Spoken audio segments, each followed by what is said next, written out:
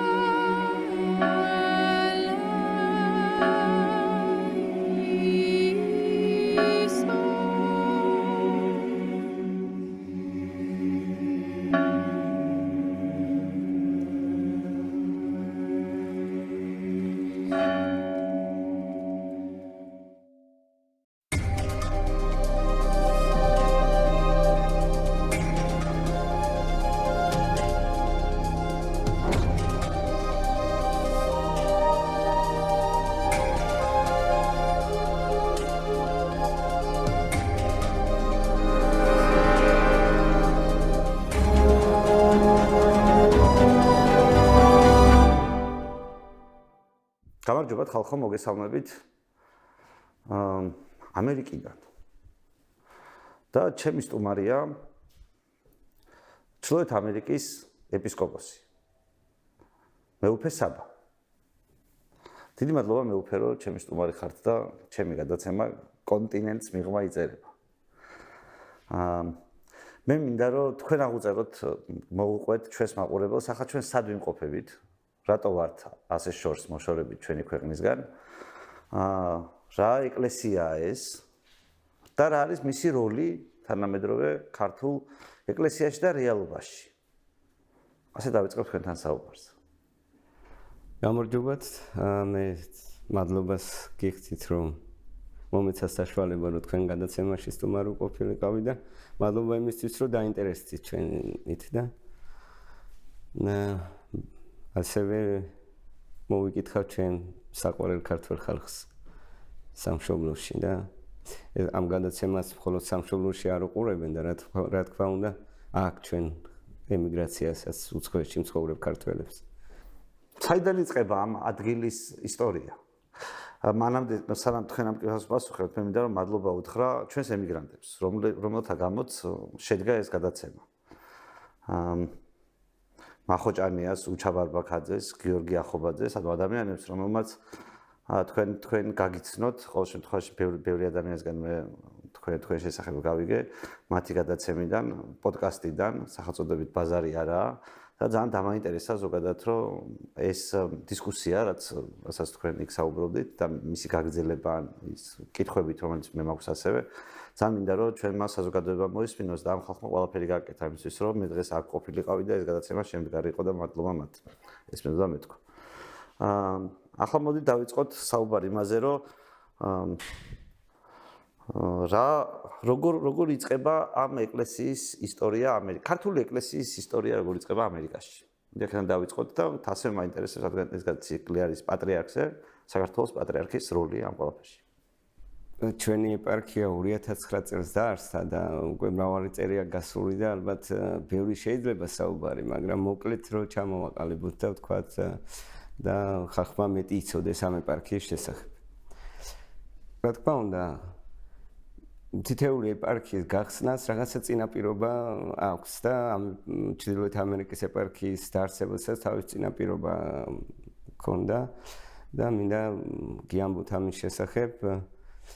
პირველი მმართველი მღვდელმთავარი ჩრდილოეთ ამერიკის ეპარქიის იყო მიტროპოლიტი დიმიტრი შეოლაშვილი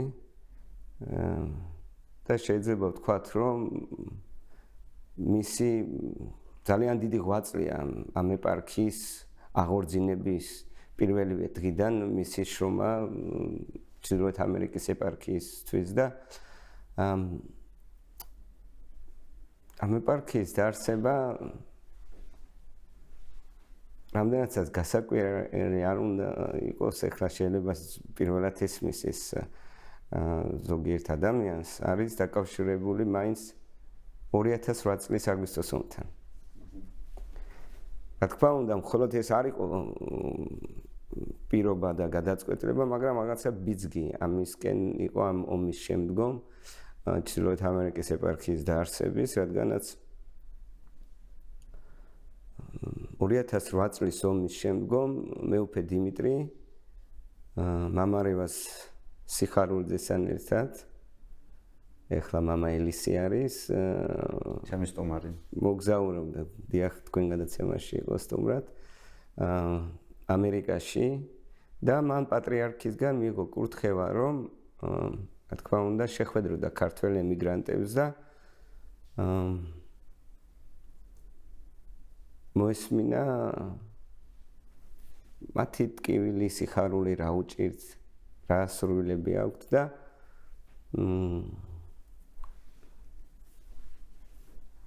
ამას თან ომის შემდგომ თანდართული ქონდა წერილი შემდგომ მოყვა სან-ფრანცისკოში მცხოვრები ქართველი ემიგრანტების გულისწუხილი რომლებიც წერდნენ მის უწმინდესობას რომ თხოვნით რომ დაარსებულიყო ქართული სამრევლო სან-ფრანცისკოში და ესევე თხოვნა იყო რომ ეპარქია მათ შორის ქართული ეპარქია და მიზეზი იყო რო გითხრათ რომ ცოტა გასაკვირი 2008 წლის ომის დროს სან-ფრანცისკოში იყო რუსული სამრევლო, სადაც ძირითადად ეხლა ჩვენი ემიგრანტები მაინც მათთვის ინგლისური არ ცოდნის გამო უფრო სადაც ქართული ეკლესია არ არის, რუსული მაინც რუსული ენა იცოდნენ და დადიოდნენ რუსულ ტაძარში. ამ სამრევლოს 70% მრევლის ქართველები იყვნენ. და ომის შემდგომ იქ მოღვაწე მოძღვარმა გამოაკრა ლოცვა დაფაზე ესე რომ ლოცვა молитва против грузинских оккупантов. ეს ახლა რა თქმა უნდა ქართველებისთვის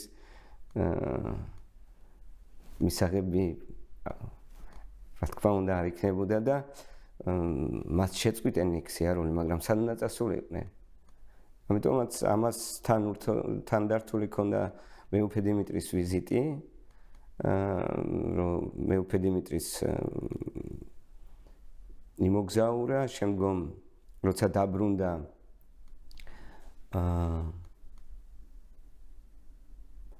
უკანეს ყველაფერი მოუყვა მის უწმინდესობას.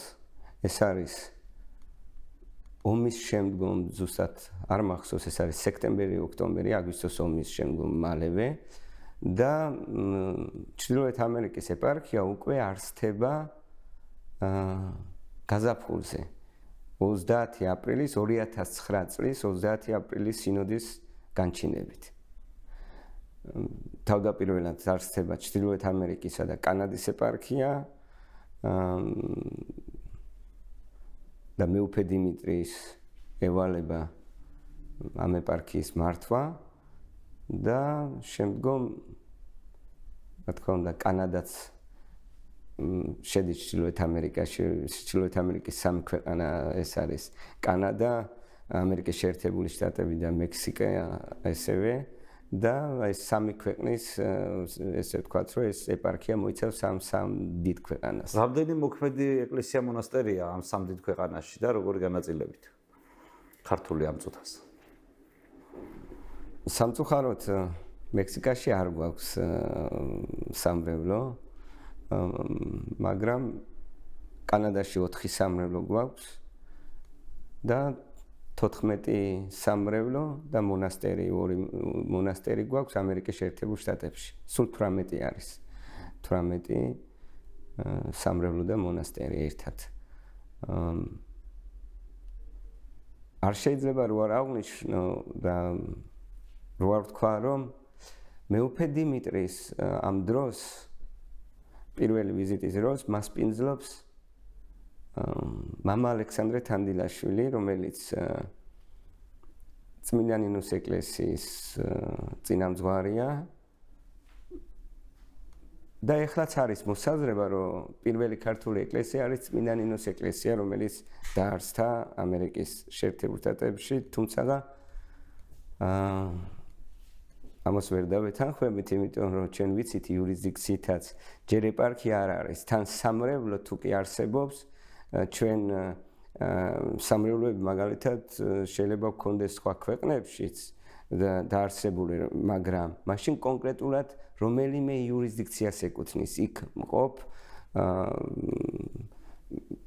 მაგალითად შეიძლება იყოს, აი რო ვთქვათ, არის მოსკოვში ქართული სამრევლო, წმინდა გიორგის ტაძარია იქ და მაგრამ ის ეკუთვნის რუსეთის საპატრიარქოს.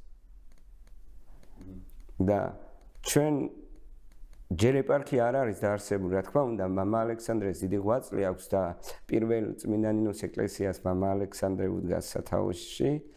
ეს ეკლესია ნიუ-იორკშია, ეს დიახ, ნიუ-იორკში არის, მაგრამ შემდგომ როცა ეპარქია დაარსდა, თითქოს მათ ჰქონდათ თავიდან სურვილი, რომ ეს ყოფილიყო საქართველოს ეკლესიის იურისდიქციაში. ეს ტაძარი მე მაშინ დიაკონი ვიყავი და მეუფე დიმიტრი მაკურთხა, მაგრამ შემდგომ რევლმა გადაწყვიტა, რომ დარჩენილიყვნენ ამერიკის მართლმადიდებელი ეკლესიის დაქვემდებარების ქვეშ. ის არის ქართულენოვანი სამრევლო, მაგრამ არა ქართული ეკლესია. ქართული ეკლესია დამეთანხმებით ალბათ რომ არის ის, რომელიც ეკუთვნის საქართველოს საპატრიარქოს. და არა ის, სადაც ქართულ ენაზე მსახურება აღესრულება, იმიტომ რომ ქართულ ენაზე შეიძლება მსახურება აღესრულებოდეს ბერძნულ საპატრიარქოში. ჩვენ გვაქვს ქართულენოვანი მაგალითად სამრევლო, ჩვენ არ ქვეყნების პრაქტიკა როგორია, პირობითად მე ამ ყოფნის ცოდნა იმისთვის, რომ პირობითად ზუსტად გავერკვე ამ რაღაცაში, უბრალოდ მაგალითად იგივე ბერძნული ეკლესია ან რუსული სხვა მართლმადიდებელი ეკლესიას როგორი პრაქტიკა აქვს ხოლმე, იმათაც აქვს აი ქვეყნის გარეთ საკუთარი სამრევლოებიც და ასევე სამრევლოები, რომელიც უშუალოდ არ არიან მათ დაქვემდებარებაში, მაგრამ ქართულენოვანი, რუსულენოვანი ან ბერძნულენოვანები არიან. სხვა პრაქტიკა როგორ არის? კი, რა თქმა უნდა. ეს არის პრაქტიკაში შესაძლებელია ესეც იყოს, იმიტომ რომ ეხლა მაგალითად იგივე საქართველოში შეიძლება იყოს რუსულენოვანი სამრევლო, მაგრამ გვდელი იქ ვინც მსახურობს, ექვემდებარება საქართველოს საპატრიარქოს. ისიც რა მაინტერესებს, მესმის ეს სხვა ქვეყანა და აქ ისედაც ეკლესიებიც ბევრია და ერთმანეთის გვერდზე ბევრი სხვადასხვანაირი ეკლესია მუშაობს. მიცით რა მაინტერესებს, რომ მაგალითად იგივე კი ბატონო ორი ან შეიძლება მეტი ქართულენოვანი ეკლესია არსებობს. აი მათ მაგალითად ამ მსახურებათა შორის არსებითი რა განსხვავებაა პირობითად ისეთი ქართულ ეკლესიაში, რომელიც თქვენ თქვით, რომ ამ შემთხვევაში წმინდა ნინოს იყო თუ ავსტრიის სახელობის და პირობითად აი ამ ადგილს შორის ანუ იმ ხალხს შორის, რომელიც ოფიციალურად წარმოადგენენ საქართველოს საპატრიარქოს და შესაბამისად ქართული ეკლესიას, არსებითად ღვთისმსახურებაში, ანუ ადამიანის სამოთხისადმი გზის გაკვლევაში რა ხელშემშლელი და რა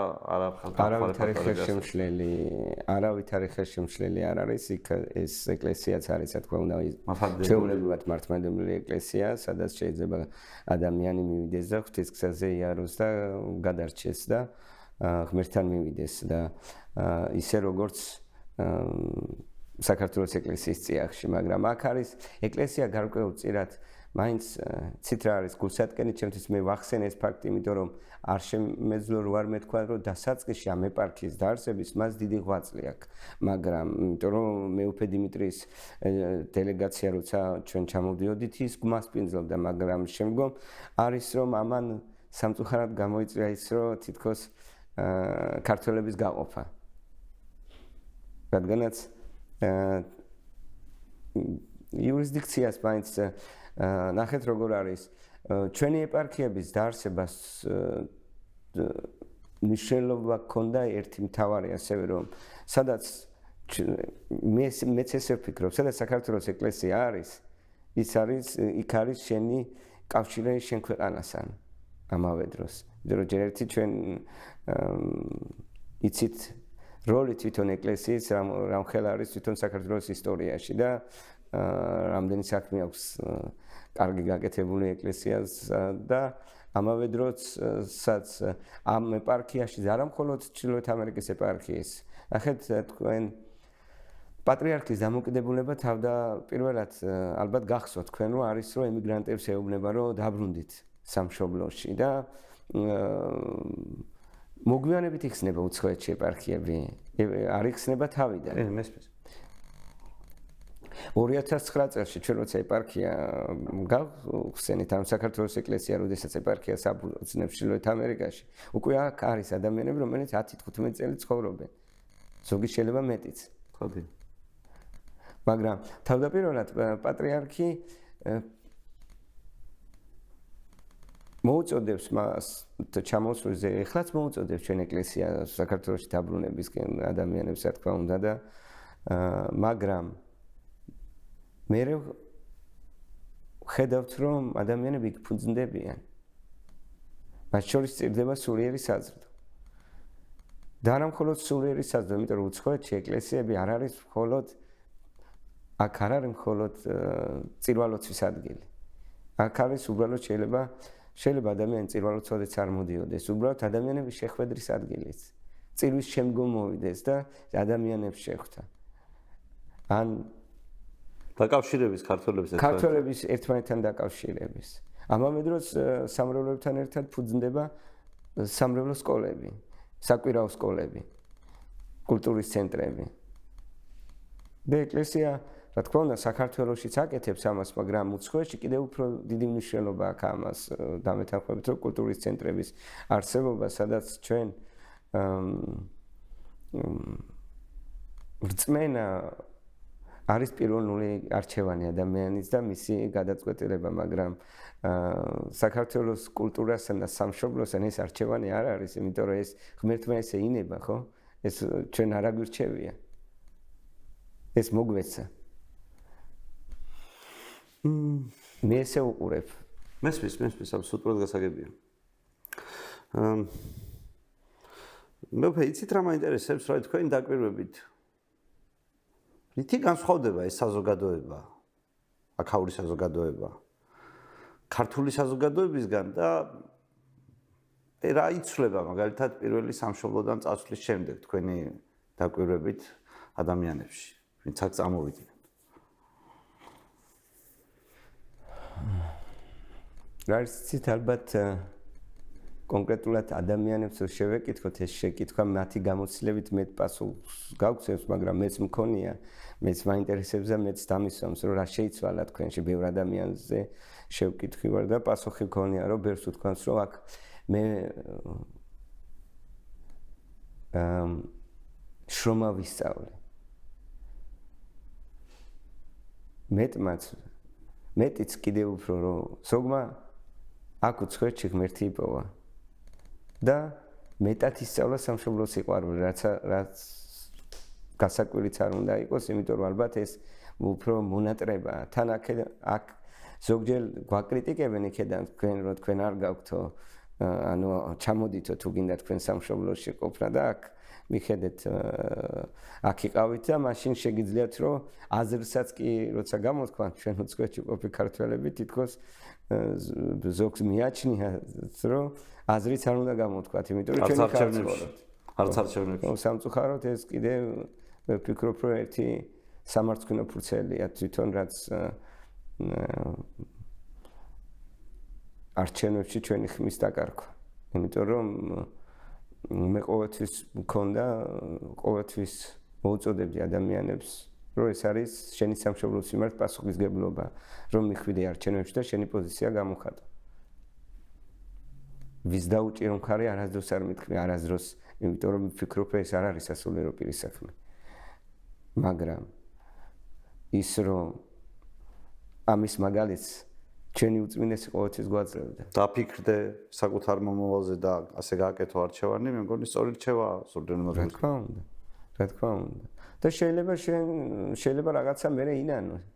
ბევრჯერ ყოფილა რომ ზოგჯერ ბევრს ადამიანს უნანია შემდგომ, მაგრამ ჩვენ ხო არ უნდა გვეშინოდეს, ჩვენ ხო რაღაცა გადაწყვეტილებას იმ დროს გებულობთ ჩვენი სინდისიდან გამომდინარე და ჩვენი ხედვიდან გამომდინარე, რომ ჩვენ სად ხედავთ ვის ვანდობთ ქვეყანას და სად ხედავთ, რომ უფრო მეტი განვითარება ექნება ჩვენ ქვეყანას და ამიტომ ამის უფლების წართვევა ეს აი ამერიკაში მაგალითად ეს არის ყველაზე მთავარი ამერიკის მოქალაქე სადაც არ უნდა იყოს ხო მისი ყველა ამ მოქალაქეობას რო ღებულობ ამერიკის მოქალაქეობას პირველ რასაც გილოცავენ რომ გეძლევა ხმის მიცემის უფლება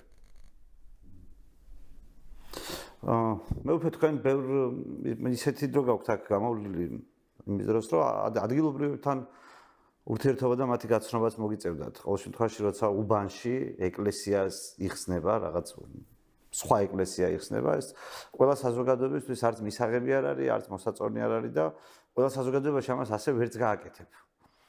ამერიკულ საზოგადოებაში ჩვენთან ხშირად არის ხოლმე სპეკულაციები, ხან ასეთ სიტყვიან, ხან ისეთ სიტყვიან, იქ იცით რომ რიტორიკა არსებობს ისეთიც რომ ქართველობას და ქრისტიანობას გვართმევენ და ასე შემდეგ და ასე შემდეგ. აი თქვენ შემთხვევაში როგორი იყო მიმღებლობა ამ საზოგადოების მართლმადიდებელი ეკლესიის მიმართ და რამეში გეშლებოდათ ხელით გეხმარებოდნენ რამეთი თუ ნეიტრალური იყვნენ ამ ფაქტის მიმართ ამ საზოგადოების ხალხი და ფიქრობთ თუ არა რომ ამ საზოგადოების წესჩვეულებები ის ღირებულებები რასაც ეს საზოგადოება ატარებს პრინციპულად ეწინააღმდეგება ქართულ და მართლმადიდებლური ეკლესიის ღირებულებას რა თქმა უნდა ვფიქრობ ესე რომ ეწინააღმდეგება რაიმეს მაშინ როდესაც ამ ქვეყანაში უკვე აი შეიძლება თქვა რომ ესე მცირე დროში არც ისე ემიგრაცია ძლიერია ჩვენი ახალი ემიგრაცია არის და ვთქვით რომ 18 სამრევლოა და მეტიც აი ყოფილა შემთხვევა მაგალითად წარმოიდგინეთ რომ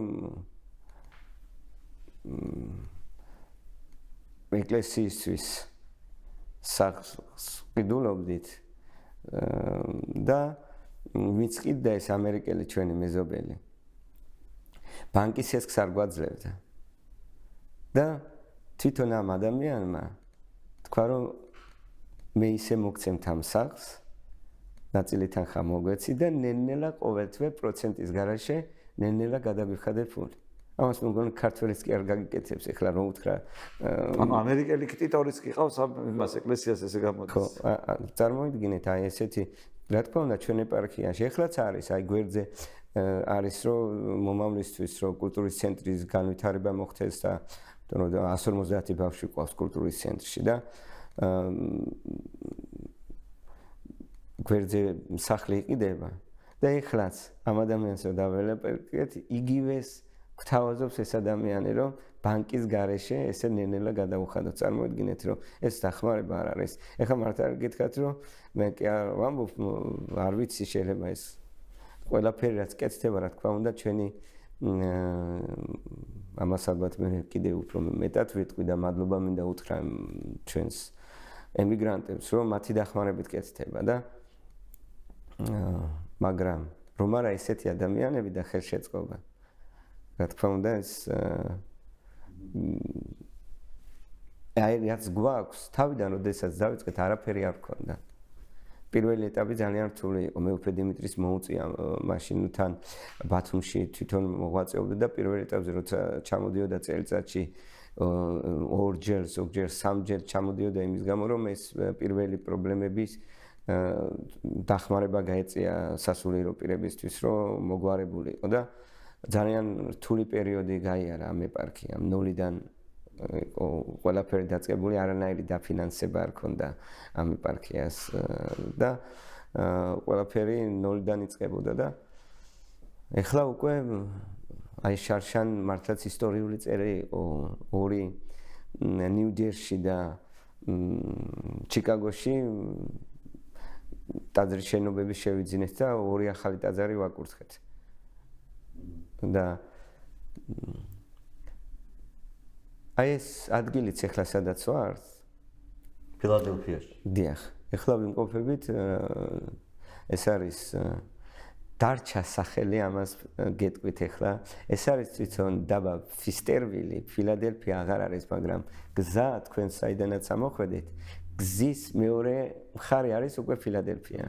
და გზის აქეთ უკვე სხვა დაბა არის, სხვა ქალაქია და რადგანაც ჩვენი ტაძარი დაარსდა წმინდა გიორგის ტაძარი ფილადელფიაში პირველი ოთახი, სადაც ჰქონდა ნაქირავები, სხვათა შორის უნდა აღინიშნოს ისიც ნახეთ ალბანური ეკლესია, რომელიც იფარავს პირველი მსახურებები ალბანურ ეკლესიაში იწყება.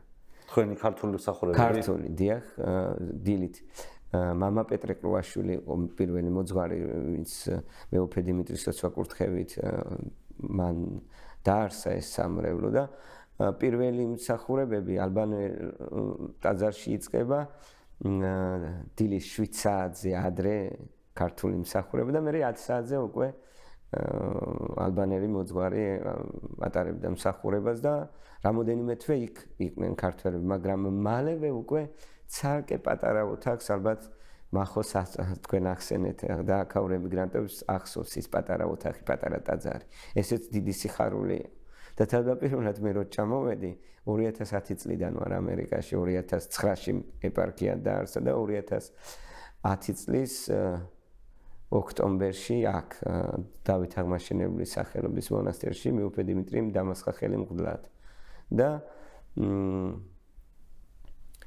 მე ვცხოვრობდი იმ ტაძარში პატარა ესე გასაშლელი ლოგინი მქონდა და იმიტომ რომ გამის გასათევიც არ მქონდა. იმის საშუალება არ იყო, რომ ცალკე ბინა გვექირავებია და ან რომელიმე მრევლთან პატრიარქმა ილია მეორემ თუ მოასწრო აქ ჩამოსვლა თუ არ ყოფილა მას შემდეგ რაც საეპისკოპოსო გაიხსნა? არა, მან ვერ შეძლო აქ ჩამოსვლა, რა თქმა უნდა. ყოველთვის ძალიან როცა უყვებოდით ამერიკის ამბებს და თვითონაც აინტერესებდა ყოველთვის კითხულობდა, ყოველთვის ემიგრანტებს კითხულობდა როგორ არიან, რა ხდება ემიგრაციაში.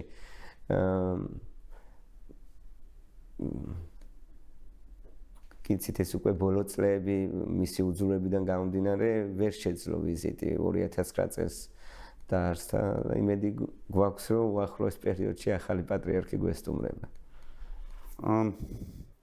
იცით რა მაინტერესებს, აი თქვენ როდესაც ამ საპატიო ადგილას განგამწესეს და თქმა უნდა პატრიარქის თანხმობით. ზოგადად ან თუნდაც აი მანამდე თქვენ მეუფე დიმიტრიზე ისაუბრეთ.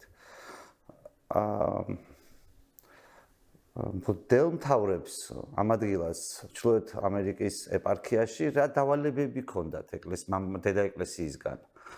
აი პირობითად რაზე უნდა მიგეღწიათ, რა შედეგი უნდა ყოფილიყო პირობითად იმისთვის, რომ პატრიარქს ის მიზანი, რომელსაც ჰქონდა დასახული ეპარქიას, მიღწევულად ჩაეთვალა. რა იყო მისი აი მთავარი მოტივატორი, როდესაც ის ესე რომ ვთქვათ, იტკივებს აუტკივარ თავს და ოკეანის გაღმა აარსებს ორგანიზაციას, სადაც მისი სახელით ვიღაცებმა შეიძლება რაღაც ისეთი ილაპარაკონ, რომ არ მოგეწონოს, ანუ ხო ხვდებით, რომ კონტროლი შიგნითაც რთულია ქვეყნის შიგნით და მით უმეტეს ამხელა რაღაცაზე შენი სახელით გაავრცელონ ქრისტეს მოძღვრება ისე როგორც გასავრცელებელი არ არის, რა თქმა უნდა, სერიოზული პრობლემაა. ხო, რა თქმა უნდა, პატრიარქის დავალება არის როდესაც მღვდელმთავრად მაკურთხენ, მაშინაც მითხრა, რომ თქვენ უნდა მიხედოთ ქართველ ხალხს. და ამავე დროს რომ მათ არ დაავიწყდნენ, რომ უნდა დაბრუნდნენ საქართველოში. არ დაავიწყოთ. მე დღესაც ვეუბნები ქართველებს, რომ მიუხედავად იმისა, რომ აქ სახლი აქვს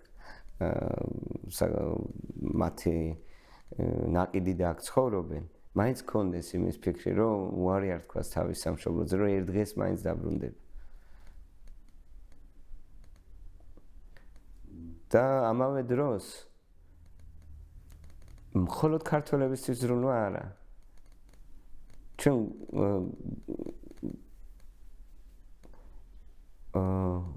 მე მაქვს მონასტერი, სადაც ქართველები არ არიან, ან ამერიკელები არიან. იმიტომ რომ ეკლესია ვერ იქნება ნაციონალური, ეკლესია ვერ იქნება მხოლოდ მე ვაარსებ ეკლესიას მხოლოდ ქართველების, ეს არის ქრისტიანობის საწინააღმდეგოა. ხო, ამიტომ რომ ჩვენ ეხლაც მაგალითად ახალგაზრდები შერეული მსახურება გვაქვს ხოლმე თავიდან სულ ქართულად, მაგრამ ეხლა ნაწილს რაღაცა მსახურების ინგლისურად ვატარებთ და არის ახალგაზრდები, მათ შორის ამერიკელები, რომლებიც ჩვენთან დადიან ეკლესიაში და მომავალში ვფიქრობ იმას, რომ რაღაცა დღეებში მთლიანად ინგლისური მსახურებაც იყოს მისიონერული კუთხით. და ნახეთ რას გვეუბნებათ ჩვენ ალბანური ეკლესიის მოძღვარი, საოცარი სასულიერო პირი იყო მამა სტეფანე ალბანურ ეკლესიაში და ესეთი რამ გვითხრა, ერთხელ უთხრა ქართველებს, რომ თქვენო დაფიქრდით, რომ ღმერთმა იქნებო აქო, იმიტომ ჩამოგიყვანათო, რომ ქრისტიანობა აქო ასწავლოთო ხალხსო, სხვასთვის მაგალითები გახდეთ. და ჩვენ ახლა რამდენად ვასწავლებ ჩვენ თვითონ ხშირად რო შევხედავთ ჩვენ თვითონ არ ვიცით ქრისტიანობა და ამას რამდენად ვასწავლებთ ვერ გეტყვით, მაგრამ თუმცა ძალიან ბევრი ადამიანია, რომელსაც აინტერესებს მას შორის ჩვენი ქვეყანა და მოდის ჩვენთან ეკლესიაში და ინტერესდება, რომ ბევრი სურვილიც აქვს, რომ ქართული ისწავლოს და მსახურებებზე ჩვენთან ტაძარში ჩვენთან დადის ხოლმე. განსაკუთრებულად არის მაგალითად ტორონტოში გვაქვს სამრევლო, სადაც ჩვენ სამრევლოში, სადაც მამათომა მსახურობს, ერთ-ერთი ტორონტოს სამრევლო, ერთ-ერთი ძლიერი სამრევლო არის და სადაც მამათომა ინგლისურ ენაზე ატარებს მსახურებებს, დადიან ტაძარში ჩვენთან იქ სამრევლოში ბერძნები, სერბები, რუმინელები და შეიძლება ვთქვათ, რომ ესე ვთქვათ, რომ მულტინაციონალური სამრევლოა. რა ხასიათის თვისებაა ისეთი, რომელიც აი თქვენი დაკვირვებით, ვინმე მე ვიცი, რომ თქვენ ასევე თქვენი ეკლესია სხვადასხვანაირად ადამიანებს დასაქმებაშიც ეხმარებოდა ახალ ჩამოსულებს. მათ შორის კონსულტაციებს აძლევდა თუ როგორ შეიძლებოდა ამ საზოგადოებაში წარმატების მიღწევა. აი თქვენი აზრით რა არის ამ საზოგადოებაში ისეთი, ჩვენ საზოგადოებაში ისეთი, რასაც აქ პატივს ცემენ? და რა არის ისეთი ჩვენ საზოგადოებაში, ქართულ საზოგადოებაში, რომელიც აქ ჩამოსულ ქართველ ემიგრანტს არ გამოადგება და უნდა ეცადოს, რომ რაღაცნაირად გაითვალისწინოს. აი რა რჩევას მიცემთ ასეთ ხალხს? ადამიანი, რომელიც ჩამოვიდა, სულიერი შვილი, ქრისტიანი ადამიანი, რომელიც ჩამოდის საქართველოდან, ჩამოდის ასევე ქრისტიანულ ქვეყანაში, განსხვავებულ რა თქმა უნდა სიტუაციაში, განსხვავებული რაღაცისთვის და უნდა რომ სწორად იცხოვროს. რა სისი გათვალისწინება მოუწევდა განსხვავებულად? განსაკუთრებულად პირველ რიგში, როდესაც ეხლა პირველი შეხვედრა რომ აქვს ადამიანს, როდესაც ხვდები, ვეკითხები ხოლმე რომ ოჯახი თუ ყავს? მარტოა ჩამოსული თუ ოჯახთან ერთად? რა ჩემთვის არის ეხლა გუშინაც გადაგების დროს ვესაუბრեմ რევს და უთხარი რომ დრო მიდის და დამეთანხმებით რომ განსაკუთრებულად ოჯახთან და შვილებთან ურთიერთობა, როდესაც ეს გაყოფილი ოჯახები არის, ეს ტკივნეული თემა, მე არ მინდა რომ ვინმეს არასდროს არ ვეუბნები შენ ეს უნდა გააკეთო, ყოველთვის არჩევანს უტოვებ ადამიანს, იმიტომ რომ შეიძლება მე რაღაცა გირჩიო დარიგება მოგცე, მაგრამ გადაწყვეტილება შენზეა, იმიტომ რომ თავისუფალი ნება გაქვს და შენ უნდა გადაწყვიტო რას გააკეთებ, მაგრამ თუ აპირებ აქ დიდი ხნით დარჩენას, მაშინ იფიქრე და იზრუნე რომ შენი ოჯახი შენთან ერთად ჩამოიყვანო და იყოს. თუ არა და რაღაც გეგმა დაისახე რომ მალე დაბრუნდეს სამშობლოში შენ ოჯახთან. იმიტომ რომ ბევრ ადამიანმა წლები გავიდა და მერე ინანა. რომ ნეტა თავის დროზე წავსულიყავი უკან. იმიტომ რომ თავარი მე ესე ვფიქრობ, რომ მატერიალური უზრუნველყოფა ადამიანის არ არის მთავარი. შეიძლება მატერიალურად ყველანაირად უზრუნველყოფილი იყოს ადამიანი, მაგრამ მას თავარის რაც არის თავარი დაავიწყდეს და მატერიალური უზრუნველყოფა დააყენოს უფრო მაღლა ვიდრე რაც ჩემთვის ადამიანი ოჯახთან შენს შვილებთან ურთიერთობა ცოცხალი ურთიერთობა მათ შორის ეს კი არის რომ სოციალური ქსელით ურთიერთობა მაგრამ ეს არ არის საკმარისი განსაკუთრებულად ეხლა ოჯახები ესე არ არის მეუღლე და მეუღლების ურთიერთობა მარტო სოციალური ქსელით ვერ იქნება. ხადი. ამიტომაც ამას ურჩევდი ახალჩამოსულ ემიგრანტს, რომ რაღაცა გეგმა შექმნა, რომ ან დასაბრუნებელი, ან სხვების ჩამოსაყვანი. დიახ. რომ ოჯახი ჩემთვის არის, რომ ოჯახი იყოს ერთად. თუ მარტო არის, უფრო ადვილია ამის, რომ მაშინ განსაზღვრავს თვითონ და შეიძლება აქ შექმნას ოჯახი ან მერე დაბრუნდეს საქართველოში ან რაღაცა გეგმა დაისახოს, მაგრამ უბრალოდ მე ვამბობ გამოცდილებიდან გამომდინარე, რომ ეს ემიგრაციის პრობლემა ზოგადად შემდგომ თუ დიდი ხანი გაგრძელდა ოჯახის გარეშე ყოფნა და ან ერთის ან მეორეს, ცხადია ისიც რომ გაუცხოება ხდება ერთმანეთისგან და ხშირ შემთხვევაში ოჯახის დანგრევა. სამხებით. ისიც რა მაინტერესებს, რომ ერთია საზოგადოებასთან ურთიერთობა, მაგრამ როცა ეკლესია ფუძდება ახალი, მას სხვა რელიგიურ ორგანიზაციებთან, სხვა ეკლესიებთან ურთიერთობის პოლიტიკაც სჭირდება, ესე რომ ვთქვათ. რა იყო აი პატრიარქის დავალება იმ გაგებით, რომ სხვა ეკლესიებთან როგორი ურთიერთობა უნდა ქონდეს ქართულ მართლმადიდებლურ ეკლესიას, თუნდაც ამერიკის შეერთებულ შტატებში, რომელიც ცხოვრების წესით განსხვავებულია სხვა ქვეყანასთან და ეკლესიის მრავალფეროვნება არავის არ უკვირს და პირიქით ამაყობს კიდევაც ეს საზოგადოება, რომ მათი ეკლესიები მრავალფეროვანია.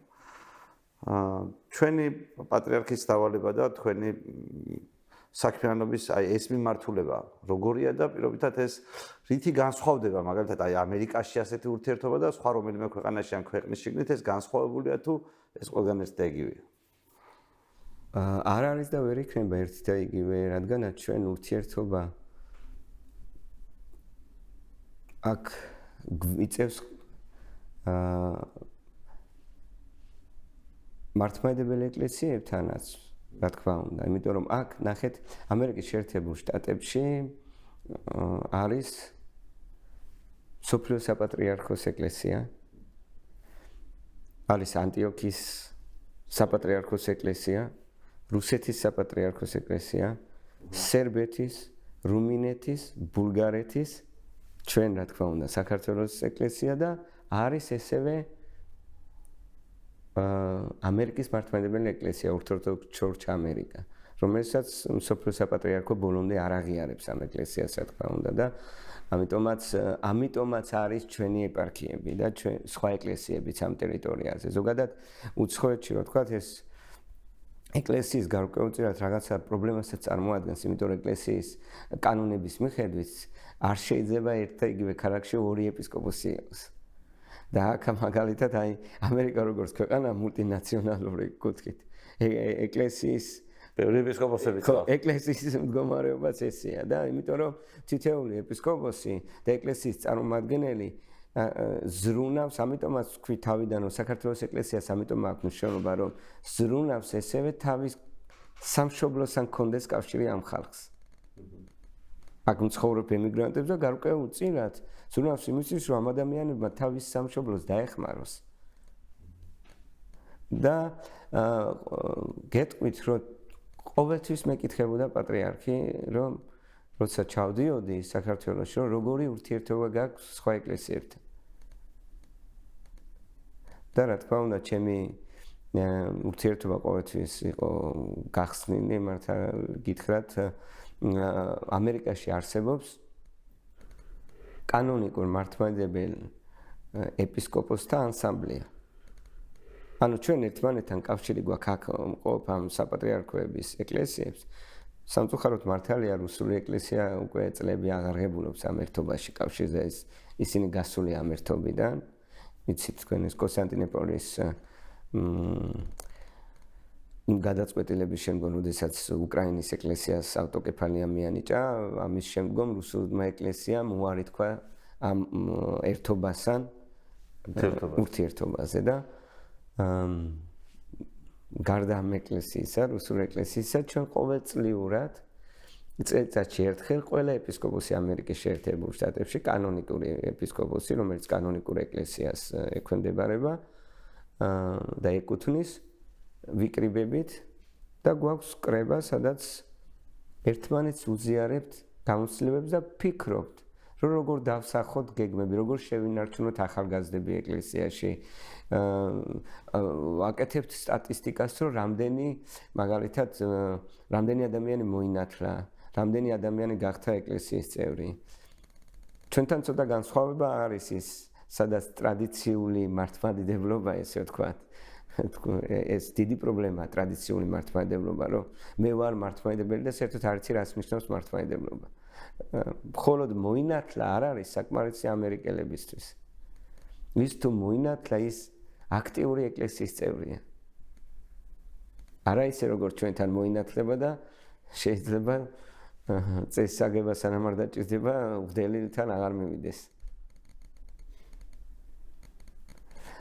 ერთხელ იყო კოპტი ეპისკოპოსი აქ ამერიკაში ჩამოსული და შეკითხვა თქვა, რომ ჩვენ ყავს 50,000 ადამიანი, ეხლა ზუსტად არ ვიცი ციფრი, მაგრამ რაღაც ციფრი თქვა და შეკითხვა დაუსვეს ესეთი, რომ რამდენი ადამიანიო არისო ეკლესიის წევრი, აქტიურიო ამ მონათლული ადამიანებიდან და ვერ გაიგო შეკითხვა და რამოდენიმეჯერ გამეორებინა ეს შეკითხვა და მე მიხვდა რასაც ეკითხებოდა და ესეთი საოცარი პასუხი გასცა, რომ ჩვენ როცა ვამბობთ იმას, რომ ეს მონათლული ადამიანი ნიშნავს, რომ ის აქტიური წევრია ეკლესიის. და დამეთანხმებით, რომ მარტო ის არ არის საკმარისი, რომ ადამიანი იყოს მონათლული და ამით ითვლებოდეს, რომ მე ვარ მართლმადიდებელი ქრისტიანი და ხშირად თავის საქმეებითაც და აზროვნებითაც ქრისტეს ეწინააღმდეგებოდეს და სახარება საერთოდ შეიძლება წაკითხულიც არ ქონდეს ადამიანს. და არ იცოდეს, რომ რას ასწავლის ქრისტიანობა. თქმა უნდა, შეიძლება ვთქვათ, რომ ადრე ახლა არ იყო ამის საშუალება და სოფლებში იყო ადამიანი, არც იმათ არ იცოდნენ, მაგრამ რა ქრისტიანები არ იყვნენ.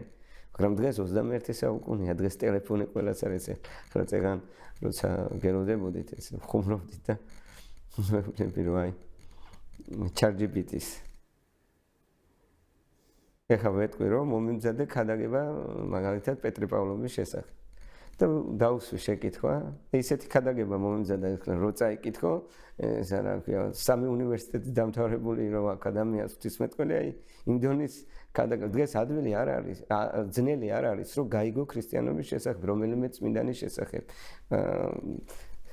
ხელოვნური ინტელექტს შეიძლება ფიქრობდეთ, რომ ბევრი შეიძლება პრობლემა მოყვეს, რაღაცა სამუშაოების დაკარგვა და ეს ძალიან დიდი გამოწვევა ის წინაშე დგას ზოგადად, არ ვიცი, ჩემი შეხედულებით მე რასაც ვფიქრობ, რომ ბევრი რაღაცა ფუნქციას დაკარგავს, მაგრამ კარგიც აქვს.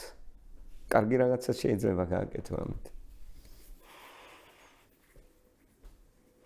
ეს საზოგადოება, სადაც აი ესეთი გარემოა მოწყობილი, სადაც ბევრი ეკლესია ერთმანეთთან თან არსებობს და პრინციპში ხალხი სოლიდარულია, მე როგორც თქვენი ამბობიდან ხვდები ერთმანეთის მიმართ. აი თქვენი დაკვირვებით ეს საზოგადოება ქრისტიანული საზოგადოებაა, აი გაგებით ქრისტიანული, რომ აი ქრისტეს მნიშვნელოვანია მათთვის ქრისტეს გზის გაზიარება, თუ ეს არის საზოგადოება, რომელმაც ქრისტე დაივიწყა პირობითად და რაღაც სხვა ღირებულებებით ცხოვრობს. არა, რა თქმა უნდა. რა თქმა უნდა, ქრისტიანული საზოგადოება არის და ზოგჯერ შეიძლება კი ფიქრობდნენ ადამიანები, რომ დასავლეთში ქრისტე აღარ არის, მაგრამ არ არის ესე. იმიტომ რომ აქ შეიძლება მეტი ქრისტიანობა ნახო და დღეს ვიტყვით, რომ გამეორები მე არ არის ეს ჩემი ნათქვამი დიდი მოაზროვნე და ღვთისმეტყველი მიტროპოლიტი ივანე ზიზულასიაც გარდაცვლილი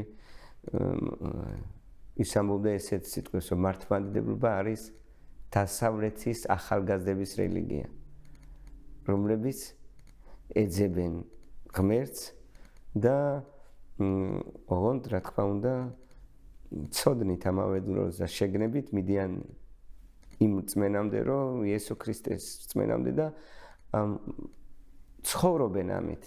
არ არის ის, რომ მე მარტო ზოგჯერ არის, რომ ნახეთ ჩვენთან არის, რომ ცით ქრისტე კი მასწავლის, მაგრამ მე ესე ვერ ვიცხოვრებ. და ესე არ არის, თუ შენ ქრისტიანი ქვია და მოძღვარი, ანუ შენ ქრისტეს მოძღვრებას მიყვები, მაშინ უნდა იცხოვრო იმით. უარს ვერ იტყვი ამაზე და აქ სწორედ არის კონვერტები, ის ადამიანები, ვინც სხვა რელიგიიდან გადმოდიან მართლმადიდებლობაში და ღებულობენ მართლმადიდებლობას, უნდა ნახოთ, რომ თქვენ როგორი მოშურნეობა აქვთ. ყველაფერს აკეთებენ, მათთვის აღარ არის ის, რომ მიიღო ქრისტიანობა, მეტიც აი, რომ მოინათლონ 2-3 წელი სანამ მოინათლებიან, სწავლობენ ქრისტიანობას და მერე ინათლებიან. ესე არ არის, რომ მოვედი ახლა მე უცებ ვირწმუნე ქრისტე და მოვედი და მომნათლე, ესე არა. დაახლოებით 2-3 წლის განმავლობაში სწავლობენ ქრისტიანობას და შემდგომ ინათლებიან. ნუ ეს ალბათ ბუნებრივია, იმიტომ რომ ჩვენთვის მაინც ტრადიციულია ქრისტიანობა საქართველოში. მშობლებმა ვინაიდან ზუსტად იციან, რომ მათი შვილისთვის მართლმადიდებლად მონათლა ყველაზე სწორი გადაწყვეტილება, ისინი არ ელოდებიან შვილის მიერ ამ პროცესის გააზრებას რაღაც თვალსაზრისით, იმიტომ რომ ეუბნებიან, რომ აი ტრადიციულად ჩვენს დაგროვებულ ცოდნას 8 წელს ამ ინსტიტუციისას, რომელიც ამდენი საუკუნეა ზოგადად ქვეყანაში არსებობს, ჩვენ პატრიოტებად ახლა როდესაც განსხვავებული რელიგიის მიღებას ვიღაცა გადაწყვიტავს, იმან ბუნებრივია, რომ რაღაც თვალსაზრისით მეტი უნდა იფიქროს ან წაიკითხოს თუ რასაკვირველია ასეთ გადაწყვეტილებას ზოგადად მიიღებს. მე ესეთი რაღაც მაინტერესებს. ჩვენ პატრიარქი დავკარგეთ, რომელიც უპირობო ავტორიტეტი იყო უამრავი ადამიანისთვის, ეს აჩვენა არის ფაქტობრივად მისმა ბოლო დღემ და გასვენებამ, რომ მთელი საქართველო იქ მივიდა და იმ გულისწყეტამ და ცრებლებმა, რომელიც ჩვენ ამ პროცესში დავინახეთ. მაგრამ ასევე როდესაც ამხელა ფიგურა მიდის ზოგადად ეკლესიიდან, იქ ყოველთვის რაღაც იცვლება, ანუ იმიტომ რომ ადამიანს შეიძლება ისეთი ფუნქციები ჰქონდეს, იქიდან გამომდინარე, რომ 50 წელი, თითქმის 5 წლების განმავლობაში არის ასეთი მნიშვნელოვანი გავლენის მქონე ადამიანი, საჭეტყოფელი საქართველოს ეკლესიის. სინოდის წევრების აბსოლუტური რაოდენობა, სულ ყველა ფაქტობრივად არის მის მიერ არჩეული სინოდის წევრად და მაგრამ შემთხვევაში, როდესაც ასეთი კაცი მიდის და სხვა რამე ხდება, ანუ ახალი პატრიარქის ეპოქა იწყება, ახალი სინოდის ეპოქაც იწყება, იმიტომ რომ ყველასთვის ახალია ეს მდგომარეობა, როდესაც ასეთი ადამიანი არ არსებობს. თქვენი როგორ წარმოგიდგენიათ მომავალი? რა შეიძლება შეიცვალოს ჩვენს ეკლესიაში, ან რა შეიძლება გაგრძელდეს პირობითად და როგორ შეიძლება აღმოიფხვრას ის დანაკარგი ხელა ადამიანის წასვლამ, რაც გამოიწვია საქართველოდან, როგორც იყო ილია მეორე.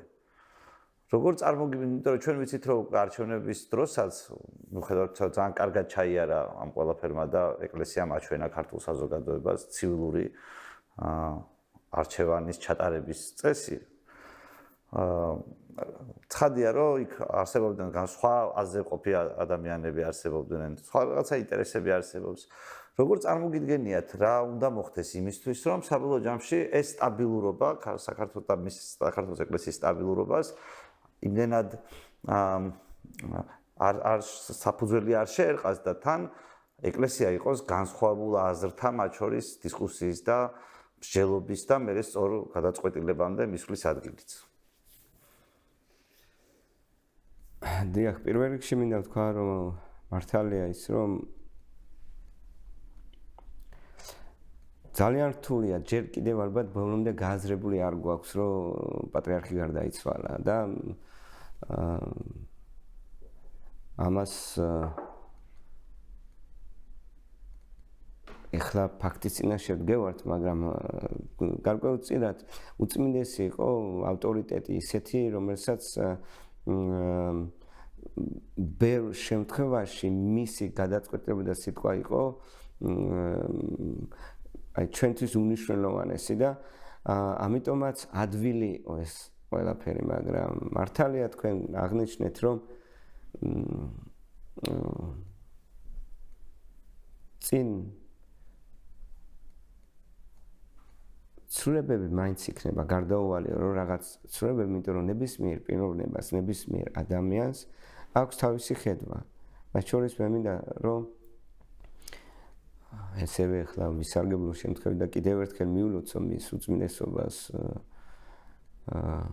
პატრიარქ შიოს ამ მართლაც დიდ საპასუხისმგებლო ავიც ვიტყვით რომ ჩვენ ქვეყანაში ზოგადად ამაზე დიდი საპასუხისმგებლო ადგილი მსახურების არ არის, იმიტომ რომ არის მთავრობები, მაგრამ მთავრობები იცვლება და პატრიარქი არის, რომელმაც მართვა-გამგეობის დებულებითაც ესე არის, რომ სიცოცხლის ბოლომდე უნდა უხელმძღვანელოს და მართოს საქართველოს მართლმადიდებელი ეკლესია. თქმა უნდა, წმინდა სინოდთან ერთად. აი მაგალითად, ჩემთვის მის უწმინდესობასთან მე არ მომცევია საშუალება, რომ იმის შემდგომ რაღაც ახლა უფრო დიდი ხნით რომ შევხვედროდი და გვესაუბრა ამ საკითხებზე, მაგრამ მაინც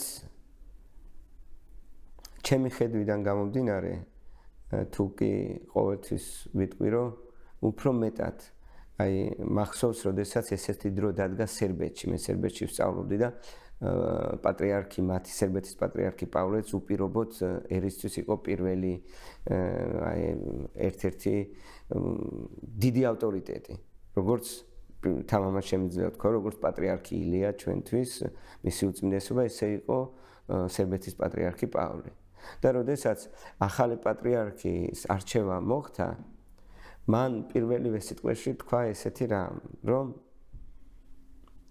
მე მდემთავრებს უთხრა, თავის მიმართა მდემთავრებზე უთხრა, რომ ყველა ჩემი გადაწყვეტილება იქნება თქვენთან ერთად შეთანხმებული. და მართლაც აი თითქოს სერბეთშიც არ ელოდნენ, რომ ეკლესიის ავტორიტეტი იფიქრენ, რომ ამის შემდგომ უფრო დაიწევდა უკან. და მე გეტყვით, რომ უკან არ დაწეულა, არამედ პირიქით. თქვენ შეგიძლიათ და ვინც იცის მას ნახულობს, ეხლანდელი შემდგომ კიდევ ახალი პატრიარქი, სერბეთის პატრიარქი კოვილდის დროს გარდაიცვალა და შემდგომ ეხლა კიდევ ახალი პატრიარქი ყავს უკვე პატრიარქი პავლეს მერე, უკვე მეორე პატრიარქი აირჩიეს, პატრიარქი პორფირი და მის მსახურებაზე და არა მხოლოდ მის მსახურებაზე, სერბეთში ტაძრების სულ სავსეა ახალგაზრდებით.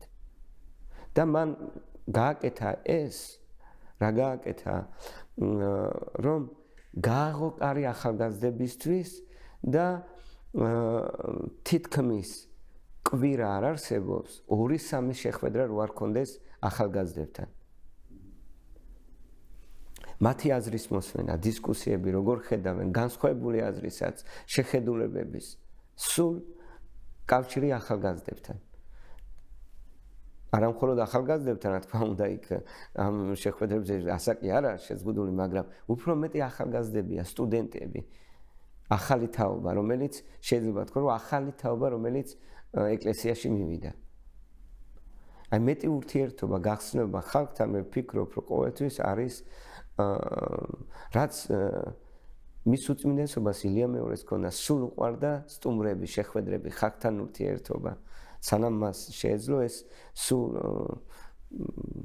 მიდიოდა, ღონისძიებებს ესწრებოდა და ეს ვხედავთ, რომ ახალი პატრიარქის თუ კი ეხლა ამ პერიოდში, მოკლე პერიოდში ძალიან რთულია თან ეს დიდი პასუხისმგებლობა, მაგრამ მიხარია, რომ ამ მიმართულებას მისაც ვხედავთ, რომ აგრძელებს და მეტად ცდილობს, რომ ყოველ შემთხვევაში ესე ჩანს, რომ ახალგაზრდებთან იქ არაერთი შეხვედრა ქონდა, მე უყურებ სოციალურ ქსელში, სხვადასხვა მათ შორის აი ჩვენ უმცირესობებიც ყავს ქურდები, ქურდის ერის იცი თქვენ იეზიდები არიან ძირითადად, მაგრამ აქ არის საოცრება, რომ ნაწილი მათი ქრისტიანები ხდება. ქრისტეს მიმდევრები მათ შორის სასულიერო პირი ყავს, ჩემი ნაკურთხი აქ ამერიკაში მსახურობდა და ეხლა დაბრუნდა საქართველოში. და ცდილობს, რომ მის ენაზე ასევე მსახურება დაწეროს. და რაღაცა კუთხით, აი პატრიარქმა მათ შეხვდა, დალოცა. ეს მნიშვნელოვანია, რაც უფრო მეტი ხალხთან ახლოს ყოფნა. და რა თქმა უნდა, ეს როგორც თქვით, რომ რაღაცა კუთხით ეს უფრო მეტად აწევა წამოწევა წინ სინოდარული მართლობის ერთად გადაწყვეტილებების მიღების. თქვენ მახსოვთ, რომ საეკლესიო სასამართლოს არსზე და მნიშვნელობაზე ლაპარაკობდით ერთ-ერთ გადაცემაში. ხო არ ფიქრობთ, რომ რაღაც ტრადიციებისკენ სვა ამ გაგებით, საერთოდ ტრადიციულია ქართული მართლმადიდებლური ეკლესიისთვის, როგორც სინოდალური მართლობა, ისე საეკლესიო სასამართლოს ფაქტორი. ფიქრობთ, რომ არსებობს რესურსი, რომ ამ გაგებით არსებითი ნაბიჯები ეკლესიის შიგნით გადაიდგას? მადლობა გმეს, რომ ეს პირველადი ნაბიჯები უკვე გადადგმული არის, იმიტომ რომ საპატრიარქოს ყავს ეს შექმნილი ჯგუფი, სადაც საეკლესიო სამართლის მცოდნე სასულიერო პირები არიან და როცა გადაწყვეტილება ხდება მაგალითად ადამიანის რაღაცა საეკლესიო დარღვევა დანაშაული ხდება განხილვა ამ საკითხის და შემდგომ გადაწყვეტილების მიღება. რო ვთქვათ, რომ რაც საეკლესიო სასამართლოს ეს ვერ ვიტყოდით, რომ ბოლომდე ის სასამართლოა, საეკლესიო სასამართლო, რომელიც სხვა ეკლესიებში არის, მაგალითად სერბულ თუ ბერძნულ თუ სხვა საპატრიარქოებში, რადგანაც იქ საეკლესიო სასამართლო წარმოიდგინეთ, რომ არის სრული საერო სასამართლო, რო ავიღოთ ეს ჩვეულებრივად არის პროკურორი, ბრალდებელი, მოსამართლე ეპისკოპოსია, რა თქმა უნდა, ეპისკოპოსი წყვიტავს გადაწყვეტილებას, საბოლოო გადაწყვეტილებას, მაგრამ საეკლესიო სასამართლოს აქვს ფუნქცია. სხვათა შორის ნახეთ, საეკლესიო სასამართლო იცავს ეპისკოპოსს, რომ შეცდომა არ დაუშვას. უმზადებს საქმეს იმისთვის, რომ გადაწყვეტილება მიიღო. ამიტომაც ეს მნიშვნელოვანია. რომ გარემოება კარგად იქნას გამოკვლეული. ჩვენთან გვაქვს საეკლესიო სასამართლო, რომელიც არის ადამიანები, რომლებიც რაღაც რო არის, მიმზადებენ საქმეს იმისთვის, რომ გამიადვილდეს გადაწყვეტილების მიღება. მეტი ვიცოდე, ხო არ არის ის, რომ ადამიანმა მოვიდა და რაღაც გაიგო იქ ჭორით, რაღაცა და მოვიდა და გეუბნება ადამიანზე, რომ აი ესეა. შეხო უნდა გამოიძიო, რომ ეს ნამდვილად ესე არის თუ არ არის. რა ტიპის საქმეებზე გჭირდებათ ეს თქვენ? მე მესმის, რომ აბსოლუტურად სწორია, რომ გარემოებას იკვლევდეს სასულიერო პირი, სანამ რამეს განაჩენს. ან ასე თუ ან ისე და ადამიანს ეტყვის მის აზრს სწორის და არასწორის შესახებ, იმიტომ რომ ეს ძალიან მნიშვნელოვანი საქმეა, თუმცა სასულიერო პირისთვის. აი ჩვენ ახლო პერიოდში ვქონდა ახლა ეს იყო სამი ამერიკული მონასტერი, რომელიც ჩვენ ეპარქიას ეკუთვნოდა და ეს მონასტრები გავიდნენ სქიზმაში. და ამ დროს 2 წლის განმავლობაში დაახლოებით საეკლესიო სასამართლო ჩვენთან ეპარქიაში სწავლობდა ამ საქმეს. და გადაწყვეტილება მიღება ამის შემდგომ მოხდა ჩემს მიერ. რომელიც რა თქმა უნდა მე დროდადრო ამ საქმესთან დაკავშირებით მის უწმინდესობას საქმის კურსში ვაყენებდი და ვეუბნებოდი რომ როგორ არის რა არის თან მასალას უგზავნიდი რომ როგორ ვითარდებოდა ეს მაგრამ პირველადი ინსტანცია არის ეპარქია ეპისკოპოსი ღებულობს გადაწყვეტილებას მაგრამ ესევე მე შემდგომ სასულიერო პირს აქვს უფლება რომ ანუ ეპისკოპოსის გადაწყვეტილება გაასაჩივროს წმინდა სინოდში. მაგალითად საეკლესიო სასამართლოს ეხება ესევე მეორე ქორწინების საკითხი.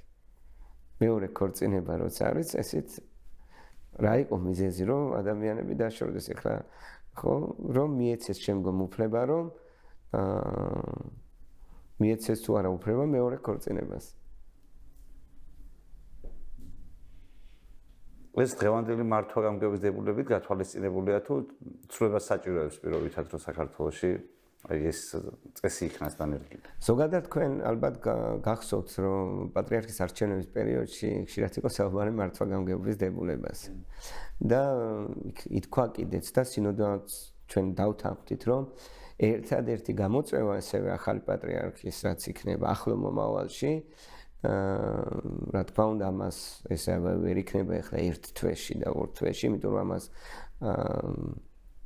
მომზადება ჭირდება სერიოზული მომზადება დაჭირდება და ახალი მართვა და გამგეობის დებულების მიღება. იმიტომ რომ რა თქმა უნდა ბევრი ხარვეზი არის, რაც იმ ეტაპზე საუკეთესო იყო ეს, მაგრამ დღეს უკვე სხვა გამოწვევების წინაშე დგას ეკლესია.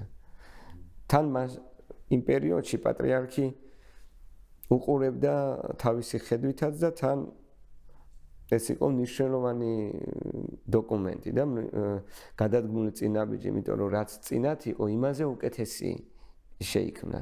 მაგრამ ჩვენ გვაქვს იმის სურვილი, რომ კიდევ უკეთესი შეიქმნას და ის თუ რაიმე ხარვეზები აქვს, ის ხარვეზები რა არის ამ წუთას მიჩნეული ისეთ ხარვეზი, რომ ისეთ თავარ შესაძლებლად მე არ ვიტყოდი ხარვეზს, იმიტომ რომ რაღაც შეიძლება ხარვეზი თავის დროზე არ ყოფილიყო და დროთა განმავლობაში სიტუაციათა ცვალებადობამ გამოიწვიოს არსებული ნორმის ცვლილება. რა არის თავარი გამოწვევა, რომელსაც ეს ცვლილება ჭირდება თქვენი აზრით? ხო, გამოწვევა მაგალითად მართვა-გამგეობის დებულებაში საერთოდ არ არის ნახსენები უცხოეთის ეპარქიები. ამ შემთხვევაში ჩვენ როდესაც იყო აი თუ გინდა იმ დროს გახსოვთ თქვენ რომ კოვიდის დროინდელი პერიოდი, როდესაც საქართველოს ეკლესიის სინოდი იღებდა გადაწყვეტილებებს. რაც ჩვენ უცხოეთში ჩვენთვის ეს გადაწყვეტილებები ვერ იქნებოდა, იმიტომ რომ ჩვენ ქვეყანაში სხვა რეგულაციები იყო და ჩვენ ამ ქვეყანაში სხვა რეგულაციების ქვეშ ვიყავით. და მაშინ იყო შეთანხმება რომ პატრიარქმა და სინოდმა დათანხმა რომ იქ სადაც ქართული ეპარქიებია უცხოეთში იქ მოხდეს იმ ქვეყანაში როგორი რეგულაციებიცა იმის დამიხედვის გადაწყვეტილებების მიღება. ლოგიკური. ხო. და რა თქმა უნდა ლოგიკურიც იყო და ესე უნდა იყოს მეტიც. აი მაგალითად როგორც ევროპაში ეპარქიებს, ჩრდილოეთ ამერიკაში ეპარქიას აქვს თავისი მართვა-გამგეობის დებულება. ეპარქიას. ეპარქიასაც აქვს მართვა-გამგეობის დებულება, რომ აქ ვითარდებით ჩვენ იურიდიული პირები ვართ. ურთიერთობა გვაქვს საბანკო სისტემასთან, სახელმწიფოსთან, ვიწვევთ სასულიერო პირებს, რომელთაც საბუთებს უკეთებთ. თუ გინდა ეს შენაძენი რაც არის, ეს ხო უნდა გაფორმდეს, ან ვის ეკუთვნის. ხშირად ისმის შეგითხრა, რომ ვის ეკუთვნის ეს. ეს ეკუთვნის, თქო უნდა სამრევლოს. შეიძლება თქვათ, რომ ამ ყველაფრის თანამოსაკუთრე ხალხიც არის, იმიტომ რომ ისე რომ ეხლა რომ ეპისკოპოსმა ადგენს ეს ადგილი მეესემ სურს და გაყიდოს, ვერ გაყიდის ხალხის თანხმობის გარეშე. ხობია. მაგრამ ამავე დროს ვერც საქართველოს ეკლესიის სინოდის გარეშე გაყიდის. იმიტომ რომ ჩვენი მართვა-გამგეობის დებულებით ეს არის ბმა, რომ ეს ქონება უცხოეთში დაკავშირებულია საქართველოს ეკლესიას. იმ შემთხვევაში მაგალითად ხო შეიძლება რომ მე ეპისკოპოსი ვარ დღეს და ეხლა გავბრაზდი რაღაცაზე და ვთქვი რომ მე აღარ მინდა საქართველოს ეკლესია ან მივდივარ ან სამწუხაროდ არავის არ უსურვებ ასეთ რაღაცას, მაგრამ ჩვენ ადამიანები ვართ. ან სქიზმას ქმნის, მიდის, გამოეყო საქართველოს ეკლესიას, ხო? ჩვენ დებულებაში პირდაპირ არის ჩაწერილი. ამ შემთხვევაში ეპარქიის ყველა უძრავ-მოძრავი ქონება გადადის საქართველოს ეკლესიის წმინდა სინოდის დაქვემდებარებაში და მართველი ეპისკოპოსად აღარ ითვლება ის, ვინც საქართველოს ეკლესიას გამოეყოფა. ანუ გარკვეულწილად ეს სქიზმა არ არის წახალისებული. ხო, სქიზმა არ არის წახალისებული. მეტიც მე ეპისკოპოსზე ვთქვი უფრო მაღლა, მაგრამ სამრევლოზეც ვამბობ. მღვდელმა გადაწყვიტა. იმიტომ რომ თითოეული სამრევლო არის იურიდიული პირი ჩვენთან. თითოეული სამრევლოს აქვს თავისი წესდება და მართლობის მარტო სასულიერო პირი მე ესემინდა ესე არ ხდება ჩვენთან. არამედ აი მაგალითად ეხლაც კვირას გვაქვს სამრევლო კრება, სადაც ახალი 1 წლის ვადით ახალი სამრევლო საბჭოს კრების წევრების არჩევა მოხდება. და ეს არიან ის ადამიანები, რომლებსაც მრევლი ირჩევს, არჩევნებია ჩვეულებრივად ტარდება არჩევნები, სადაც 1 წლის განმავლობაში ეს ადამიანები სასულიერო პირთან ერთად ეხმარება, რომ სამრევლოს წინაშე მდგარი პრობლემები თუ რამე იქნება მოაგვარონ, დღესასწაულები თუ დაგეგმონ და 1 წლის განმავლობაში იზრუნონ სამრევლოს გამოწვევებზე თუ რაღაცა ის რაც გამოწვევა არ არის, მაგრამ ყოველდღიური ცხოვრებაა ჩვენი ყოველდღიური ცხოვრებისთვის. ისე მე უფრო თქვენ მზანეთ, რომ კანადაში და ჩრდილოეთ ამერიკაში გვაქვს სამრევლოებიო და მექსიკაში არაო და მექსიკაში შეიძლება დიდი ხანი არ ჩერდება, მაგრამ მექსიკიდან ბევრი ქართველი წამოსულა ზოგადად აქეთ მხარეს და მექსიკაში რატომ არ გაჩნდა საკმარისი რესურსიანი ინტერესი, რომ სამრევლო ყოფილიყო, არ ცხოვრობენ იქ ქართველი მრევლი. ხო, მართალი გითხრათ, ნაკლებად ალბათ ჩემი ეხლა რომ ვამბობთ ჩვენ გამოწვევებზე, ჩემი გამოწვევაა. რომ მე ალბათ ჩემი გამოწვევა არის, რომ მე უნდა ვიაქტიურო ამაზე, რომ იქ სამრევლო დაარსეს, თუმცა მხოლოდ ჩემი აქტიურობა არ ყოფნის ამას, იმიტომ რომ უნდა ყავდეს კადრი, სასულიერო პირი, ვისაც გაუშვებდა იქ იმსახურებს და თან საკმაოდ რთული არის უცხოეთში სამრევლოს დაარსება. განსაკუთრებულად როდესაც გაუჩნდა პატრიარქს ეს იდეა, რომ სამრევლოები უცხოეთში და პირველი თქვენ იყავით ამ ომის მერე თუ მანამდეც არსებობდა ესეთ პრეცედენტი? არა, დასავლეთ ევროპის ეპარქია ფუძნდება 2002 წელს. 2002 წელს იქნება უკვე დასავლეთ ევროპის ეპარქია და აი იქედან უკვე სხვა ეპარქიების შემდგომ. ანუ ქვეყნის გარეთ ეპარქიები ფაქტობრივად 2000-იანების დასაწყისში იწყება. 2000-იანების დასაწყისიდან იწყება და თქვენ მაშინ მე მგონი სასულიერო პირი არ იქნებოდით, მაგრამ ხო არ ყოფილა რაღაცა ინფორმაცია თქვენამდე, რომ რა ინტერესი იყო მაშინ ეს რა გამოწვევებს პასუხობდა ამით პატრიარქი? მე მაშინ ვსწავლობდი სერბეთში და ამიტომ ვერ გეტყვით, რომ თუმცა აქაც პირველად ევროპიდან დაიწყო ეს დასავლეთ ევროპის ეპარქია დაფუძნდა და ძირითადად როგორ არის, იცით, აი სამრევლოს, აი მაგალითად ეპარქიის მოთხოვნაც ხალხიდან გამომდინარეა, რომ ხალხი უნდა იყოს. ხა ეპარქია ვერ იქნება, სადაც ერთი სამრევლოა. ვინ ინახავს ასეთი ტიპის სამრევლოებს? იმიტომ რომ მე ვიცი, რომ ამერიკის მთავრობა კი საგადასახადო შეღავათების რელიგიური ორგანიზაციის მიმართ თვალისწინებს და ესეც მაინტერესებს ის როგორ არის ამ გაგებით დაბეგული სისტემა, მაგრამ არც ასუბსიდირებს. როგორც ცნობილია სხვა ეკლესიებს და ეგ დამოკიდებულება როგორ არის მაგალითად ქართული კანონმდებლობა ეკლესიებთან ურთიერთობაში და ამერიკული კანონმდებლობა ეკლესიებთან გინდა საგადასახადო დაბეგრვა იქნება ეს თუ გინდა სხვადასხვა ტიპის შეღავათები ან სუბსიდიები როგორ არის ერთმანეთთან?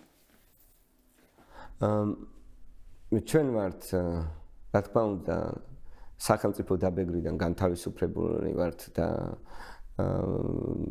ხოლოს მართლმადიდებელი ეკლესია არა, ყველა რელიგიური და ორგანიზაცია, ესე ვთქვათ, როგორც ინგლისურად non-profit organization, მარტო რელიგიური არ არის, აქ კულტურის ცენტრებია, მაგრამ რელიგიურ ორგანიზაციებს უფრო ადვილი ფორმა აქვს ვიდრე კულტურის ცენტრებს, იმიტომ რომ იმათ ასუბსიდირებენ კიდევ ასოც ახსოვს. დიახ, კულტურის ცენტრებს გრანტებსაც აძლევენ, მაგრამ თვითონ რელიგიურ ორგანიზაციას არა არ ეხმარება, მაგრამ ისინი ვინც ეხმარებიან მაგალითად რელიგიურ ორგანიზაციებს შესაძლოა საკეთებენ.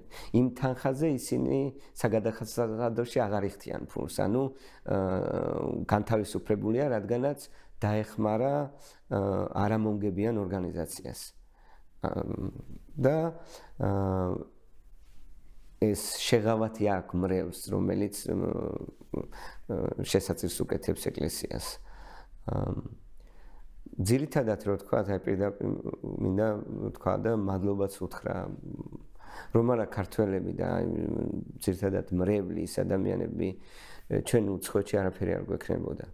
ჩვენ მაგალითად არ გვყავს ახლა რა ვიცი ამერიკაში შეიძლება იყოს, მაგრამ ჩვენს ირგვლივ რომ ავიღოთ რომ ესე რომ მდიდარი ერთი ადამიანი რომელიც კონკრეტულად ეკლესიას აფინანსებს ან ეკლესია აუშენა ესე არა ყველგან ეს არის ხალხის ერთობის და თანამონაწილეობის შედეგად გაკეთებული ყველაზე დიდი შესაწირი რაც ერთიანად ადამიანს გაუღია და სამალი არ არის მათ შორის ჩვენ ყოველთვიურად ბუღალტრურ აღრიცხვას ვაკეთებთ და ბუღალტრურ აღრიცხვას ვაცნობთ მრევლს შემდგომ რომ რა არის შემოსავალი ეკლესიაში და რა არის გასავალი სასულიერო პირის ხელფასი რამდენი აქვს რაში იხარჯება თანხა რა შეუძლია მრევლის თითოეულმა წევრმა ნახოს ეს ინფორმაცია დაფარული არ გვაქვს მრევლის და ისიც თუ აინტერესებს ადამიანს შეუძლია მოვიდეს და ნახოს და მინდა გითხრათ რომ ერთ-ერთი ყველაზე დიდი შესაწირი ესეთი რაც იყო ისიც ამერიკელისგან ქართველისგან არა ამერიკელებისგან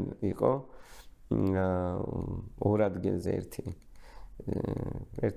რა თქმა უნდა ქართველია ჩვენი ქართველი ებრაელი მართლმადიდებელი ადამიანია ლოს-ანჯელესში როდესაც ეკლესია ეს შენობა შევიძინეთ მაშინ მან დაეხმარა და მაშინ მეუფე დიმიტრი იყო და ჩემ დროს ეხლა როცა ნიუ-ჯერსში შევიძინეთ მაშინ რაღაც ისეთი $50,000-მდე რომ ჯერადი შესაწირი რაც ერთიანი თანხა რომ ეს იყო ყველაზე დიდი თანხა რომელიც შემოუწირავს ადამიანს ისე დანარჩენი სულ ადამიანები რომლებიც მუშაობენ აქ თავისი პატიოსანი შრომის შრომობენ და მათი დახმარებით ხდება ჩვენი სამრევლოების შენარჩუნება და განვითარება. ძალიან დიდი მადლობა საინტერესო საუბრისთვის. რამე ხوار არის ესეთი რაც გამომრჩა, მაგრამ კაი იქნებოდა რომ ამ გადაცემაში მოხვედრილიყო.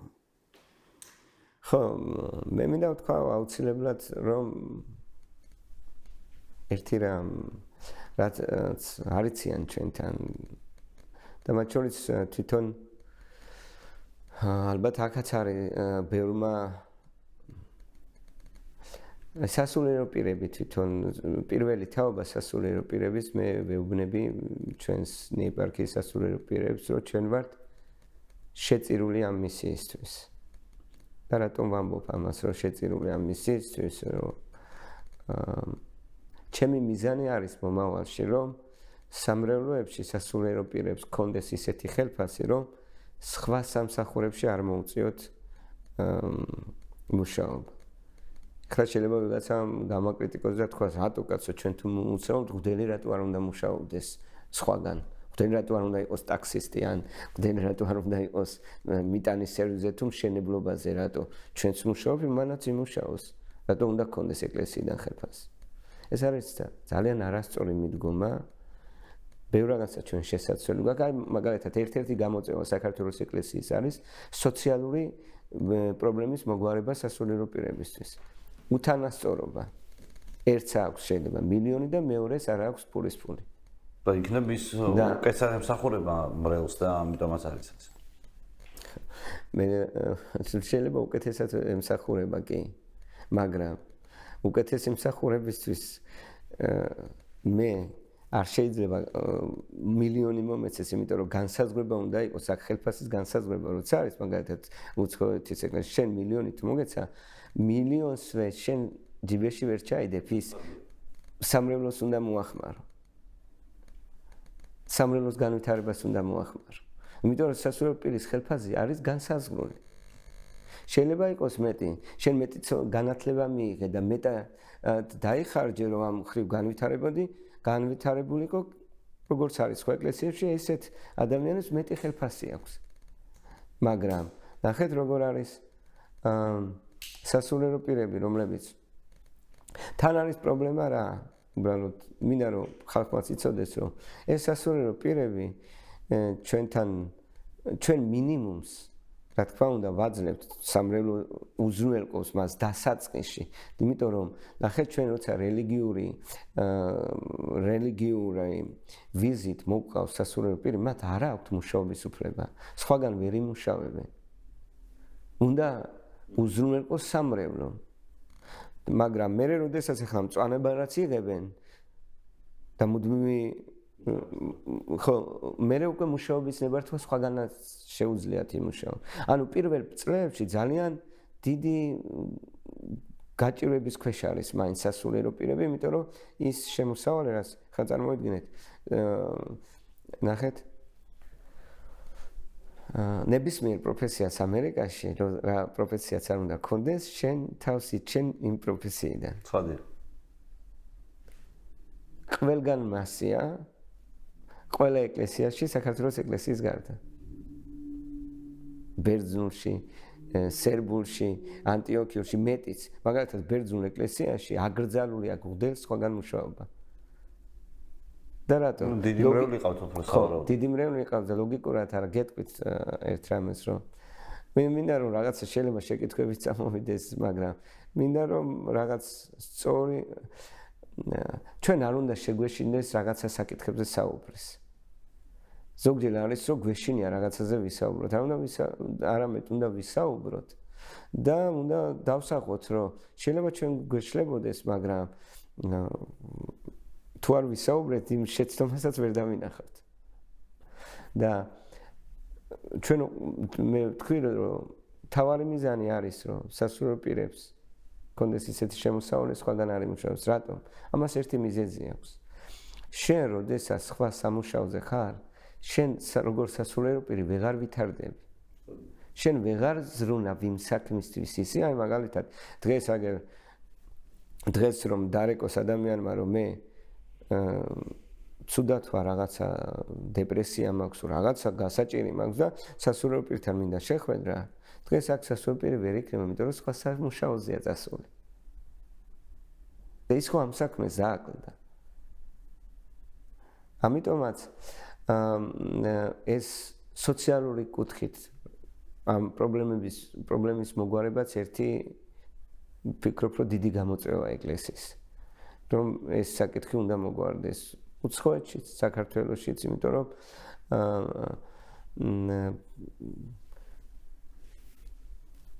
აი მაგალითს მოვიყვან რომ ბერძენის სასულიერო პირი რომელსაც აქვს ისეთი ხელფასი რომლითაც მისი ოჯახი ცხოვრობს მისთვის ყოველი დღე იწყება ეკლესიაში მისვლით და როგორც სამუშაოზე 6 საათამდე ეკლესიაში უნდა იყოს ვინც მივა მოემსახუროს იქ მოაწესრიგოს ქადაგება მოამზადოს კვირისთვის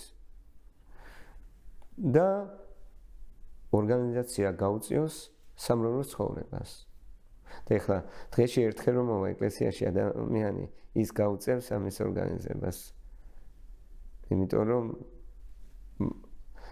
მიტანისერზე მუშაობს თუ ტაქსზე მუშაობს თუ სხვა სამუშაოზე მუშაობს ვერ შეძლებს უბრალოდ ამას აკლდება ამიტომაც ეს ერთ-ერთი გამოწვევაა ჩვენი მე ვფიქრობ რომ მარტო ჩვენი ეპარქიის არა მთლიანად ეკლესიის და მინდა კიდევ თქვა ერთი რამ რომ რაზეც ყოველთვის გული მწყდება რომ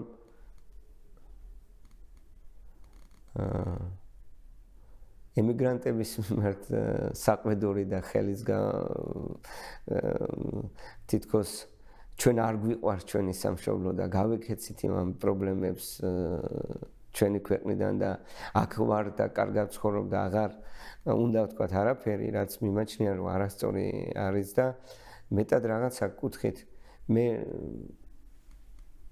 თვლი ესევე რომ ჩვენ მეტი გახსნილობა და საუბარი უნდა გქონდეს სასულიერო პირებს ხალხთან მრევლთან და არა მხოლოდ მრევლთან საზოგადოებასთან რომ რაღაცა კუთხით ერთმანეთს პატივი ვცეთ იმიტომ რომ ადამიანი რომ წამოვიდა უცხოეთში ბევრს უკეთესი მომავლისთვის რაღაცა რომ იქ ვერ ნახა რაღაცა კუთხით ზოგი ოჯახის გადასარჩენა ზოგი ჯანმრთელობის გამო ზოგი უსამართლობა ნახა და უსამართლობას გამოექცა ის რაც შეიძლება ჩვენ საზოგადოებაში და ჩვენს ქვეყანაში იყოს და არის პრობლემები და ამიტომ ამ პრობლემებზე მე მგონი მეტად უნდა ვისაუბროთ და რაღაცა დავსახოთ გეგმები რომ მოგვარდეს მაგრამ ყველაზე დიდ პრობლემად მაინც ვფიქრობ რომ აი აქედან ჩემი გადმოსახედიდან და ზოგადად ემიგრანტების გადმოსახედიდან რომ აი სიძულვილი და დაპირისპირება რა ჩვენ ხალხში არის და მათ შორის მე სულ ვახსენებ, რომ ქრისტიანები თუ ვართ, არ შეიძლება ქრისტიანები ერთმანეთს ვაგინებდეთ, ვლანძღავდეთ, ცემებდეთ, მუშტებს ურტყამდეთ, ვიჭერდეთ. და სადაც თავისუფლება იზღუდება, მე შეიძლება არ მომწონდეს ადამიანი, არც მისი არჩევანი, არც ორიენტაცია თუ ესე შემდგომ. მაგრამ სადაც თავისუფლება იზღუდება, იქ ღმერთი არ არის. და ღმერთმა მოგცა თავისუფლება და ძალით არ ცვლის ამას. აბსოლუტურად გეთანხმებით. უღრესი მადლობა საინტერესო საუბრისთვის, გისურვებთ წარმატებას, მრევლის მატებას და მრევლის გამდიდრებას, რაც მე მგონი ნებისმიერი ეკლესიისთვის ძალიან მნიშვნელოვანი და საჭირო მიზანია. დიდი მადლობა, რომ ხართ ჩემი სტუმარის და მასპინძელით, ესე რომ ვთქვათ და დიდი მადლობა, რომ მადლობა უფალს, რომ შესანიშნავ ადგილას მოხვდი. სრულად შემთხვევით და მეგობრების დამსახურებით. მადლობა ღმერთს, მადლობა თქვენ და ღმერთმა ერთობა და სიყვარული მოგცეს. გაიხარეთ ღმერთმა და გლოცოთ.